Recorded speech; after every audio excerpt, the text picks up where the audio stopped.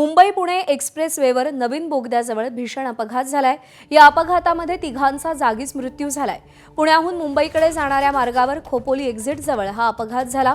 5 गाड्या एकमेकांवर जोरदार आदळल्या आणि त्यातच एक कंटेनर एका कारवर कोसळला।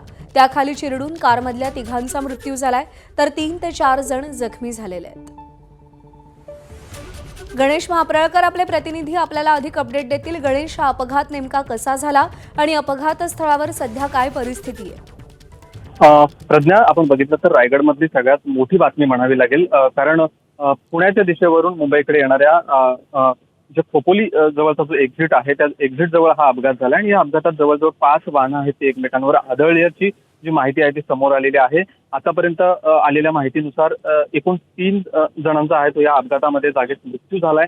आता अपघातस्थळी आहेत ते अनेक बचाव टीम आहेत ते दाखल झालेले आहेत। स्थानिक पोलीस प्रशासन असेल ते देखील या ठिकाणी मदत कार्य करतायत।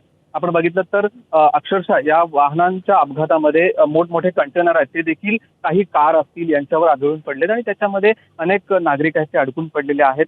साधारणतः जखमींची संख्या देखील वाढण्याची शक्यता आहे आणि त्यामुळे आता आपण बघितलं तर मोठमोठ्या ज्या टीम आहेत बचाव करणाऱ्या त्या देखील त्या ठिकाणी तैनात झालेल्या आहेत आणि मदत कार्य एक प्रकारे सुरू झालेलं आहे। एकंदरीत आता ही जी वाहनं आहेत या बोगद्यामध्ये जी अडकून पडलेली आहेत त्यांना सुरक्षित स्थळी बाहेर काढलं जात आहे, कारण बाकीच्या वाहनांना देखील मोठा अडथळा झाला आहे अपघातांमुळे आणि त्यामुळे त्या ठिकाणी वाहतूक कोंडीची समस्या देखील काहीशी निर्माण झालेली आहे। आणि त्यामुळे आपण बघितलं तर या अपघातामध्ये मृतांचा आकडा जो समोर आलेला आहे त्याच्यामध्ये आणखी वाढ देखील होण्याची शक्यता आहे। मात्र आता बचाव टीम ज्या आहेत त्या आता मदत कार्य त्या ठिकाणी सुरू करतायत। प्रज्ञा, गणेश, अपडेट जाणून घेत राहू। तुर्तास धन्यवाद।